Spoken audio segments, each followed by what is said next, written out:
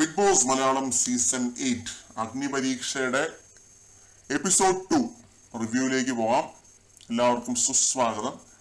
ഇന്നത്തെ എപ്പിസോഡ് അതിഗംഭീരമായിരുന്നു. ആദ്യം തന്നെ എടുത്തു പറയണമല്ലോ, ഇന്നത്തെ എപ്പിസോഡ് അടിപൊളിയായിരുന്നു. ഇന്നലത്തെ എപ്പിസോഡ് വെച്ച് നോക്കുമ്പോൾ വളരെയധികം ഗംഭീരമായിട്ടുള്ള രീതിയിലാണ് ഇന്നത്തെ എപ്പിസോഡ് മുന്നോട്ട് പോയത്. ഇന്നലെ വന്ന 20 പേരെക്കാട്ടിലും എന്തുകൊണ്ടും നല്ല ടീമുകൾ തന്നെയാണ് ഇന്ന് വന്നത്, കളത്തിലിറങ്ങി കളിച്ചത്. അത് എടുത്തു പറഞ്ഞേ പറ്റത്തുള്ളൂ.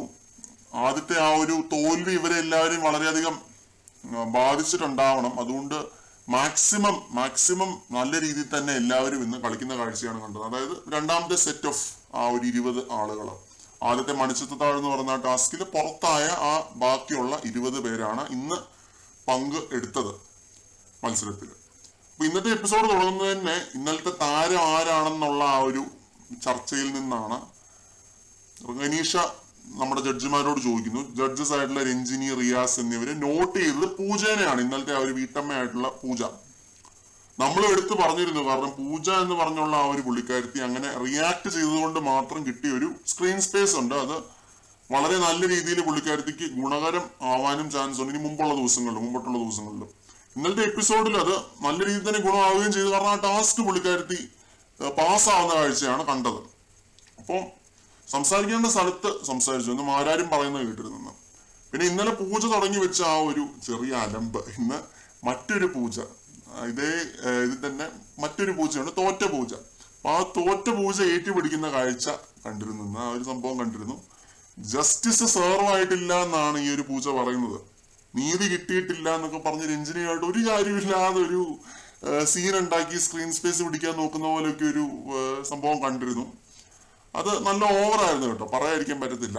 ഒരു ഡിസൈനർ ആണെന്നാണ് പറഞ്ഞത് ഈ ഒരു പൂജ.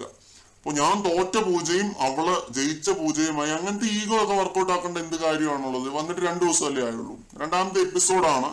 അപ്പൊ അതിലെന്തിനാണ് ഇങ്ങനെ ഒരു ഈഗോ ഒക്കെ ഇങ്ങനെ വർക്കൗട്ട് ആക്കേണ്ട എന്തെങ്കിലും കാര്യമുണ്ട്? എന്തിനാണ് ഇത്രയും പേഴ്സണൽ ആയിട്ട് എടുക്കുന്നതെന്ന് എനിക്ക് മനസ്സിലായിട്ടില്ല. പിന്നെ ഇൻട്രൊഡക്ഷന്റെ സമയത്ത് ബിഗ് ബോസിന്റെ കപ്പ് തൂക്കും എന്നൊക്കെയാണ് ഈ ഒരു പൂജ പറയുന്നത്. അപ്പൊ അതിന്റെ ഭാഗമായിട്ട് തന്നെ രഞ്ജിനി, റിയാസും കൂടെ പുള്ളിക്കാരത്തിക്കിട്ട് ഒരു പണിയും കൊടുത്തു. അതിലേക്ക് നമുക്ക് വരാം കേട്ടോ. ടാസ്കിന്റെ കാര്യം പറഞ്ഞു തുടങ്ങുമ്പോൾ അതിലേക്ക് വരാം.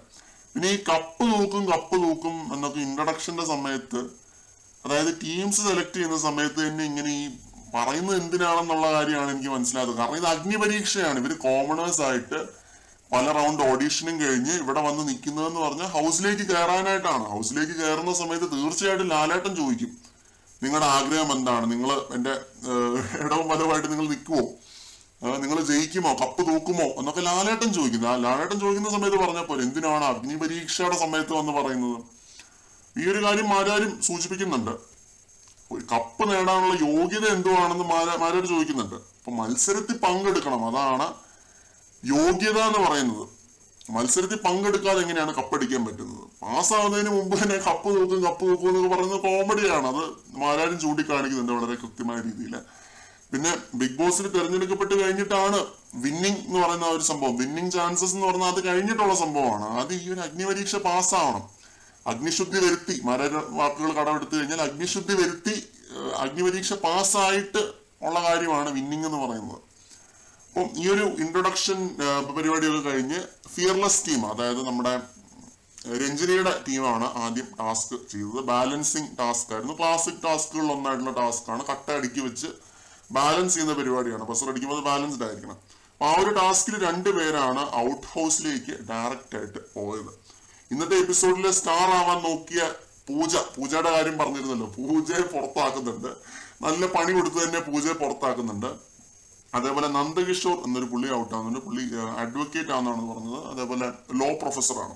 അപ്പൊ നന്ദകിഷോർ ടാസ്കിൽ എന്തോ ഒരു ഫൗള് കാണിച്ചു എന്നുള്ള റീസൺ ആയിരുന്നു എന്നുണ്ടെങ്കിൽ പൂജയെ പുറത്താക്കിയത് പ്യൂർലി ജഡ്ജിമാരുടെ ഗെയിം ആയിരുന്നു എന്ന് തന്നെ പറയേണ്ടി വരും. ടാസ്ക് ചെയ്യുന്ന സമയത്ത് പൂജയുടെ അടുത്ത് നിന്നത് രാകേഷ് ജേക്കബ് എന്ന് പറയുന്നൊരു പുള്ളിയാണ്. കപ്പ് തൂക്കും എന്നൊക്കെ പൂജ വീരവാദം അടിച്ച സമയത്ത് രാജേഷ് പറഞ്ഞിരുന്നു, കൊച്ചു മൂക്കട്ട തൂക്കുകയുള്ളൂ, കപ്പ് ഞാനേ തൂക്കത്തുള്ളൂ എന്ന് രാകേഷ് പറഞ്ഞിരുന്നു. ആ ഒരു എന്താ പറയാ, വളരെ ഫണ്ണായിട്ടുള്ള ഒരു പുള്ളിയാണ്, കാർപ്പൻറ്റർ ആണെന്നാണ് പറഞ്ഞത്. അപ്പോൾ ഈ ടാസ്കിന്റെ സമയത്ത് ഇദ്ദേഹം കട്ടകൾ അടുക്കി ബാലൻസ് ചെയ്തു. ജോലി കാർപ്പൻറ്റർ ആണെന്ന് ഓൾറെഡി ഇതിന് മുമ്പ് പറഞ്ഞിട്ടുണ്ട്. അപ്പം ഇൻട്രോയിൽ പറഞ്ഞപ്പോൾ തന്നെ ഞാൻ ഓർത്തിരുന്നു ഈ ഒരു ബാലൻസിങ് ടാസ്ക് വളരെ നല്ല രീതിയിൽ ഇദ്ദേഹം ചെയ്യാൻ ചാൻസ് ഉണ്ട് എന്ന്. ഞാൻ പ്രതീക്ഷിച്ചത് ഇങ്ങനെ ചിലപ്പോൾ ജയിക്കുമായിരിക്കും എന്നാണ് പ്രതീക്ഷിച്ചിരുന്നത്. അപ്പൊ ഞാൻ ഇങ്ങനെ വളരെ സൂക്ഷ്മമായിട്ട് കണ്ടുകൊണ്ടിരിക്കുകയായിരുന്നു. സ്വാഭാവികമായിട്ട് നമുക്കും അങ്ങനെ തോന്നത്തുള്ളൂ. പക്ഷെ അടുക്കി വന്നപ്പോൾ ആദ്യം വീണത് ഈ പുള്ളിയുടെയാണ് വീണത്, അതായത് രാകേഷിന്റെ. അപ്പൊ രാകേഷിന്റെ വീണപാടെ തൊട്ടടുത്ത് നിന്ന പൂജയുടെയും കട്ടകള് വീണു. അവിടെ പൂജ ട്രിഗറായി രാകേഷിനെ ഒരു കാര്യവുമില്ലാതെ ഇങ്ങനെ എന്താ പറയാ ആരോപിച്ചു. വീണ്ടും ജസ്റ്റിസ് സെർവ് ആയിട്ടില്ല, അങ്ങനെ എന്തോ പറയുന്നതായിട്ട് കേട്ടിരുന്നു. അപ്പൊ പൂജ ജഡ്ജിമാരുടെ കണ്ണിൽ കരടാവുകയാണ് ചെയ്തത്. അവിടെ ഓൾറെഡി കരടായിരുന്നു മുമ്പ് തന്നെ, ആദ്യത്തെ ആ ഒരു 5 മിനിറ്റിൽ തന്നെ കരടായി മാറുകയായിരുന്നു. ഇനി ഇതും കൂടെ ആയപ്പോഴത്തേക്കും മൊത്തത്തിൽ അങ്ങ് വെറുപ്പിച്ചു എന്ന് വേണം പറയാനായിട്ട്. അപ്പം അങ്ങനെയാണ് പൂജ ഔട്ട് ഹൗസിൽ എത്തിയത്. പിന്നെ ജീവിതകാലം മുഴുവൻ അങ്ങനെ ബ്ലെയിം ചെയ്തുകൊണ്ടിരിക്കാൻ പറ്റില്ല എന്ന മാരാറുടെ ഒരു ഡയലോഗും കൂടെ കേട്ടിരുന്നു ഇതിന്റെ കൂട്ടത്തില്. ഓവർ അഗ്രഷൻ ഒരിക്കലും വർക്കൗട്ട് ആവില്ല, എനിക്കും ഈ പ്രശ്നം ഉണ്ടായിരുന്നു എന്ന് രഞ്ജിനിയും പറയുന്നുണ്ട്. അപ്പോ ഇവർ രണ്ടുപേരും പറയുന്നത്. പക്ഷെ വളരെ നല്ല കണ്ടസ്റ്റന്റ് ആണെന്നാണ് രഞ്ജിനിയും പറയുന്നത് കേട്ടോ. വളരെ നല്ല കണ്ടസ്റ്റന്റ് ആണ്, പൂജ നല്ല കണ്ടസ്റ്റന്റ് ആണെന്നാണ് പറയുന്നത്. അപ്പൊ അവിടെ തന്നെ എനിക്ക് കാര്യം പിടികിട്ടി. പൂജയെ പുറത്താക്കിയത് ജഡ്ജിമാരുടെയും പിന്നെ രാകേഷിന്റെയും ഒരു ഗെയിം ആയിരിക്കാനായിട്ടുള്ള ചാൻസ് ഉണ്ട്. എന്തായാലും ഈ ഒരു എപ്പിസോഡ് വളരെയധികം ആവേശം നിറഞ്ഞൊരു എപ്പിസോഡായിട്ടാണ് എനിക്ക് ഫീൽ ചെയ്തത് മൊത്തത്തില്. പിന്നെ ഇത് കഴിഞ്ഞിട്ടൊരു ചെണ്ട അടിക്കുന്ന ഒരു ടാസ്ക് ഉണ്ടായിരുന്നു. ചെണ്ട അടിക്കുന്ന സമയത്ത് കുറെ സ്റ്റിക്സ് ഇങ്ങനെ കുത്തി അടിച്ചുകൊണ്ടിരിക്കണം. അത് ചെണ്ട നിൽക്കുന്ന സമയത്ത് അത് അടുത്ത ആളിലേക്ക് പാസ് ചെയ്യണം എന്നുള്ളതായിരുന്നു ടാസ്ക്. ആ ഒരു ടാസ്കിലും വിന്നേഴ്സ് ഉണ്ടായിരുന്നു, പിന്നെ ഔട്ട് ഹൗസിലേക്ക് പോയവരും ഉണ്ടായിരുന്നു. അത് കഴിഞ്ഞ് മൂന്നാമത്തെ ഒരു ടാസ്ക് കൂടി നടന്നു. അപ്പം എല്ലാവരും വളരെ നല്ല ഗെയിമേഴ്സ് ആയിട്ടാണ് തോന്നിയത്. ഇന്നത്തെ ഈ ഒരു എപ്പിസോഡിൽ കാണിച്ച എല്ലാവരും തന്നെ വളരെ നല്ല രീതിയിൽ ഗെയിം അറിയാവുന്നവരായിട്ടാണ് എനിക്ക് തോന്നുന്നത്. അല്ലെങ്കിൽ ആദ്യത്തെ ആ ഒരു തോൽവി അവരെ ബാധിച്ചതായിരിക്കണം. വളരെ നല്ല രീതിയിൽ ഇന്ന് പെർഫോം ചെയ്യുന്നതായിട്ടാണ് കണ്ടത്. ഇന്നലത്തെ 20 പേരെ അപേക്ഷിച്ച് ഇന്നത്തെ 20 പേര് വളരെ നല്ല രീതിയിൽ കളിക്കുന്നതായിട്ടാണ് കണ്ടത്. പിന്നെ ചെണ്ടയുടെ ആ ഒരു ടാസ്കില് എനിക്ക് വളരെയധികം ഇഷ്ടപ്പെട്ട ഒരു സംഭവം എന്താണെന്ന് വെച്ച് കഴിഞ്ഞാൽ, അതിന്റെ ഫൈനലിൽ എത്തി നിന്ന ഒരാളാണ് ജെറ്റി എന്ന് പറയുന്ന ഒരു പുള്ളിക്കാരത്തി. ആ ഒരു ചെണ്ടയുടെ ടാസ്കില് ഫൈനലില് ഒരു പുള്ളിയോടെ എത്തി നിന്ന ഒരാളാണ്. അപ്പം പുള്ളിക്കാരത്തി ഓപ്പോസിറ്റ് കളിച്ച പുള്ളി സ്റ്റിക്ക് കൈവിട്ടത് ഏകദേശം ഒരേ സമയത്തായതുകൊണ്ട് ഒരു റൗണ്ട് കൂടി പോകാമെന്ന് ജഡ്ജ് പാനൽ പറഞ്ഞു. എന്നാ പിന്നെ ജഡ്ജ് പാനൽ പറഞ്ഞത് അങ്ങ് അനുസരിക്കാമെന്നുള്ളതേ ഉണ്ടായിരുന്നുള്ളൂ. പക്ഷെ രണ്ടാമത് കളിക്കാൻ മനസ്സില്ല എന്ന് ജെറ്റി. അപ്പം അങ്ങനെ ആ ഒരു സമയത്ത് പറഞ്ഞപ്പോ തന്നെ വീണ്ടും ജഡ്ജിമാരുടെ കണ്ണിൽ കരടായി. എന്തിനാണ് ഇവരൊക്കെ ഇങ്ങനെ കാണിക്കുന്നതെന്ന് മനസ്സിലായില്ല. ജഡ്ജിമാരുമായിട്ടാണ് ഡയറക്ട്ലി മുട്ടാനായിട്ട് പോകുന്നത്. അപ്പം ഞാൻ ആദ്യം ഓർത്തു രഞ്ജിനി ഹരിദാസിന് കലിപ്പ് കയറി പുള്ളിക്കാരത്തി ഔട്ട് ഹൗസിലേക്ക് വിടുമായിരിക്കുമെന്ന്. പക്ഷെ അഫ്കോഴ്സ് നല്ലപോലെ കളിച്ച ഒരാളെ അങ്ങനെ ഔട്ട് ഹൗസിൽ വിടാൻ പറ്റത്തില്ലല്ലോ. പക്ഷെ പുള്ളിക്കാരത്തിക്ക് ഒരു പവർ അങ്ങോട്ട് കൊടുത്തു. ഒരാളെ ഔട്ട് ഹൗസിലേക്ക് വിടാനുള്ള ഒരു പവറാണ് കൊടുത്തത്. പക്ഷെ അവിടെ ഗെയിം മനസ്സിലാവാത്ത ഈ ഒരു ജെറ്റി എന്ന് പേരുള്ള ഈ ഒരു പുള്ളിക്കാരത്തി ഒരാളെ തെരഞ്ഞെടുത്തു. എന്നിട്ട് തെരഞ്ഞെടുത്ത ആളെ പ്രീതിപ്പെടുത്തുന്ന രീതിയിൽ സംസാരിച്ചു. അതൊരിക്കലും ജഡ്ജിമാർക്ക് വർക്കാകത്തില്ലല്ലോ. എനിക്ക് ഇവളെ ഇഷ്ടമാണ്, പക്ഷെ ഞാൻ ഇവളെ വിടുകയാണ്, അങ്ങനത്തെ ഡയലോഗ് ഒന്നും ഒരിക്കലും വർക്കാവുന്ന സംഭവമല്ല. അപ്പം അങ്ങനത്തെ ടോക്ക് ജഡ്ജിമാർക്ക് ഇഷ്ടപ്പെട്ടില്ല, ഓഫ്കോഴ്സ് ഇഷ്ടപ്പെട്ടില്ല. അതുകൊണ്ട് ആ ഒരു പവർ ജഡ്ജിമാർ എടുത്ത് അങ്ങോട്ട് മാറ്റി. അതായത് ഇനി വേണ്ട, ഇനി അവിടെ മിണ്ടാൻ നിന്നാ മതി എന്ന് പറഞ്ഞാൽ അങ്ങനെ ആ ഒരു രീതിയിൽ. അപ്പം ഇന്നത്തെ എപ്പിസോഡിൽ ഉടനീളം ഞാൻ കണ്ട ഒരു കാര്യം എന്ന് പറഞ്ഞു കഴിഞ്ഞാല് ജഡ്ജിമാരുമായിട്ട് വെറുതെ പോട്ടി ഉണ്ടാക്കാൻ പോവുകയാണ്. ജഡ്ജിമാരുടെ ഈഗോയുടെ മേളിൽ കയറി നിന്ന് കളിക്കാൻ ശ്രമിക്കുന്ന കണ്ടസ്റ്റൻസിനെയാണ് ഇന്നത്തെ എപ്പിസോഡിൽ കാണാനായിട്ട് സാധിച്ചത്.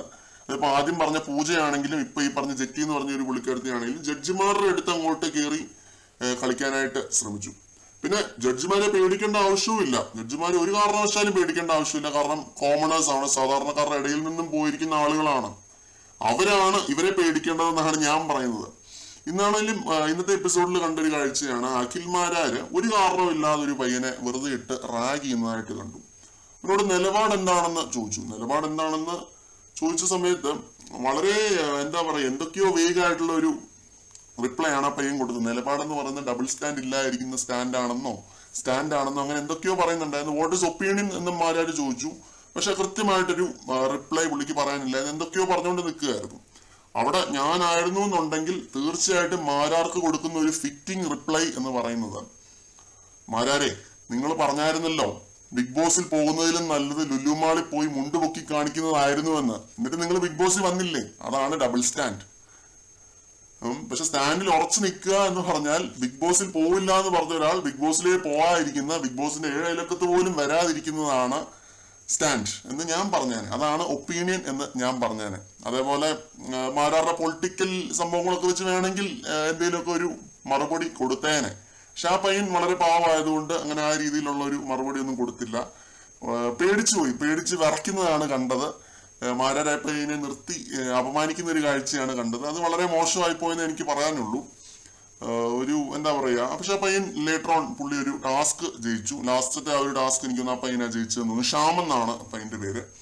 വളരെ നല്ല രീതിയിലാണ് കളിച്ചത് ലാസ്റ്റത്തെ ടാസ്ക്. അപ്പോൾ ഇതായിരുന്നു ലാസ്റ്റത്തെ ടാസ്ക്. നല്ല രസമായിരുന്നു കേട്ടോ. മൂന്നാമത്തെ ആ ഒരു ടാസ്ക് ഊതി പറത്തുന്ന ടാസ്ക് ആണ്. ബിഗ് ബോസിന്റെ ക്ലാസിക് ടാസ്കുകളാണ് ഇവർ അഗ്നിപരീക്ഷയിലും കൊടുക്കുന്നത്. അതായത് ഈ പേപ്പർ ഊതി മറ്റേ ഇതുകൊണ്ടെടുത്ത് കൊണ്ട് ബൗളിലേക്ക് ഇടുന്ന ആ ഒരു സംഭവം മനസ്സിലായല്ലോ, അത് തന്നെ ആ ടാസ്ക് ആണ് കൊടുത്തത്. എന്തായാലും എപ്പിസോഡ് 2 രണ്ടാമത്തെ എപ്പിസോഡ് അവസാനിക്കുന്ന സമയത്ത് വിന്നേഴ്സ് ആയിട്ട് ഇൻഫിനിറ്റി പെൻഡന്റ് കിട്ടിയ ആളുകളും അതേപോലെ ഔട്ട് ഹൗസിൽ ഉള്ള ആളുകളെയുമാണ് നിങ്ങളിപ്പോൾ കണ്ടുകൊണ്ടിരിക്കുന്നത്. ഔട്ട് ഹൗസിൽ ഇരിക്കുന്നത് ഇത്രയും പേരാണ്.